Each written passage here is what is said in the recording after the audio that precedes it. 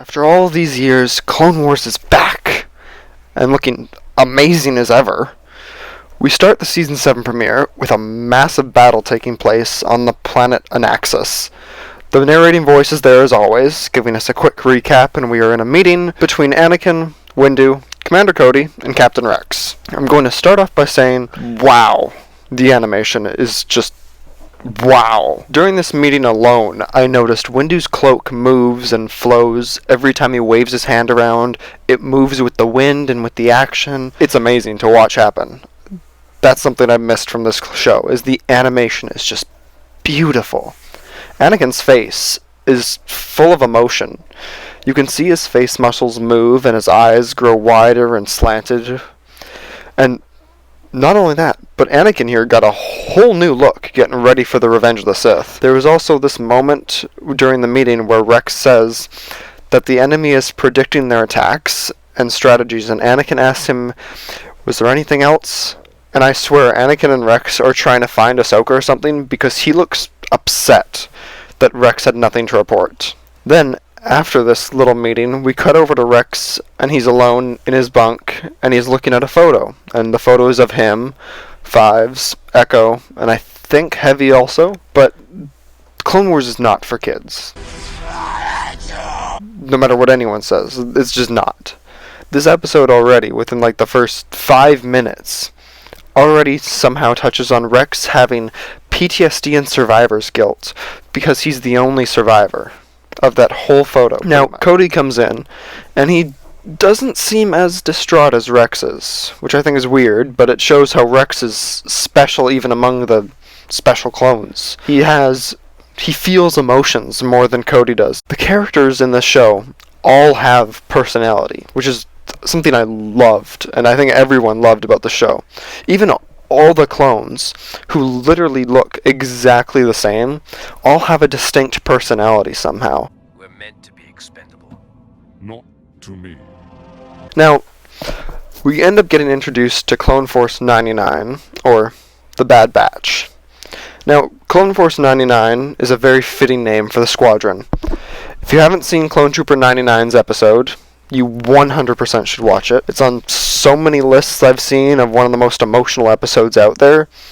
That and the Ahsoka leaving episode. Rex and Cody end up meeting with the Bad Batch, and almost immediately they don't get along with the Bad Batch.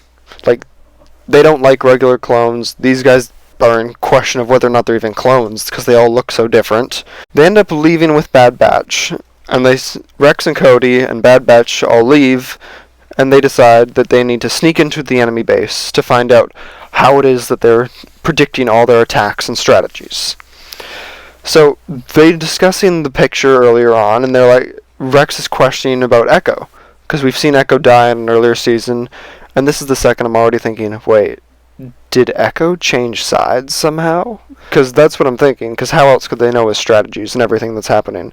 So my first thought is that Echo changed sides, and then he changed to the Separatists, and he betrayed the Republic, which, awesome idea to include in the show. That a clone could actually go against his programming and orders like that. They might be planning to showcase that, which would be awesome. Their ship ends up being seen by droids when they're on their way to sneak around. I don't know why they have a ship anyway. That seems a little... There's a few inconsistencies with the episode that I question, like why they'd take a ship in open air instead of taking like a speeder or actually sneaking around everywhere. But it doesn't completely break the show, so I'm not too worried about that. They end up getting seen though by the droids, and they get shot down. And Cody looks nearly dead after that, so yeah. The only criticism I have here, besides why they're taking the ship, is that somehow no one dies, but Cody's nearly dead, so oh well. How the hell did Wrecker lift an entire gunship into the air? That's what I'm questioning. He's a normal dude, like buff and insanely strong. I'll give him that much, because he's enhanced, but that thing has to weigh tons, and he is just lifting it up because he can. He doesn't even look that tired afterwards. Which, I'll touch on this later on after you see them actually in action, but these clones are OP as hell. It's amazing how strong they are and what a good team they are. Also, I think all the clones here kind of forgot about the pilot of that ship, because I saw him in the cockpit when he was flipping the ship over, and they just left him in there to die when it exploded 2 seconds later.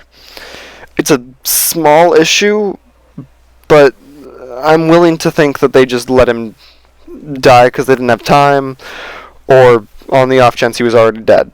Because there was a cut between crashing and then them getting out. The cloners who made this guy outdone themselves. Like, Jesus. Immediately after this, they crash, and there's a whole battalion of droids about to shoot at them. These 4 clones took out an entire battalion of droids. I know these guys are called the Bad Batch, but why not have the entire clone army be like this? Just take these guys right here and just clone them. You'd have the sharpshooter clone, who apparently never misses, the tech genius, the leader who can sense things, and then you have Wrecker, who's OP as hell in his strength. I don't know, that's a small problem, but it doesn't ruin the show. They're later in the Clone Wars, and they just developed these guys. So if the Clone Wars lasted longer, I could see more of these guys popping out, which would be kind of disappointed, but that would have been awesome. But the action scenes here, during this whole battalion getting slaughtered, are amazing once again. They do this consistently through the episode. I'm praising the animation, because it's probably one of the best aspects of this show right here. They have the camera pan around behind the clones as they're shooting, almost like a third-person shooter, and it's doing wonders for the perceptions of these fights. You can see the clones move, their muscles contort as they're dodging, as they're shooting. I could praise the animation endlessly, but they all end up running away after they take out their battalion, and they send Cody away to get picked up because he's been injured so badly, and they discuss Hunter's abilities for a bit, which I'm wondering about his abilities, because they mentioned he can sense things, like he can sense electromagnets and like powered things. So I'm wondering, did the cloners try to give him some kind of force power, considering he has some weird sensing abilities? It was just a thought I had, because clones of Jedi would be really cool to include, because I know they tried that with Force Unleashed, but I don't know. Just an idea that clearly they're tinkering a bit with, that the clones have some weird senses and things like that. But with Cody gone, Rex is now in charge of the mission. And even though the 99 Squad and the regular clones, which they call Regs, weren't getting along, they all warm up to Rex because he fights like they do. He improvises and acts like an individual. The Bad Batch clearly values individuality, and when Rex shows he doesn't just follow orders, General Krell, you're being relieved of duty.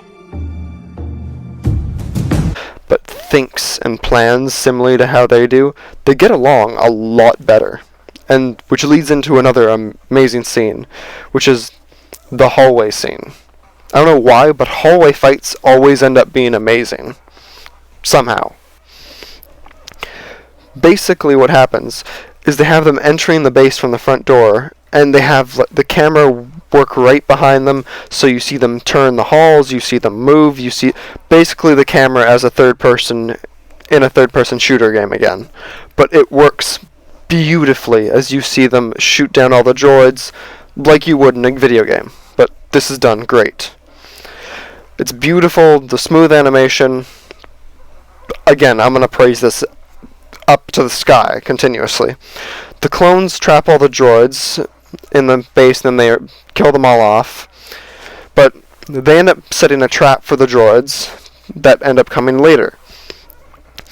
And they successfully trap them, and then they show off a new tank that has the droids. And the droid tank drops off super battle droids, which I liked. It looked cool.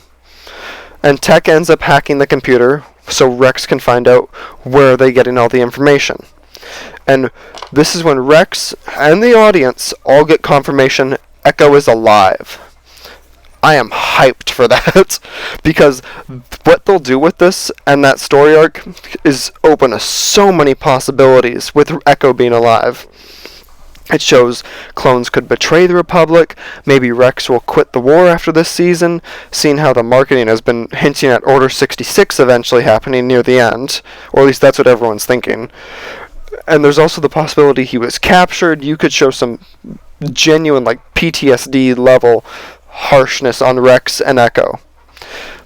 But the clones end up all escaping the base after that, because they were surrounded, and the sharpshooter got them a ship to get away from there. So, they all escaped, no one died, successful mission. That's the episode right there. Now, this episode overall was clone-centric, and that's something the Clone Wars always did well.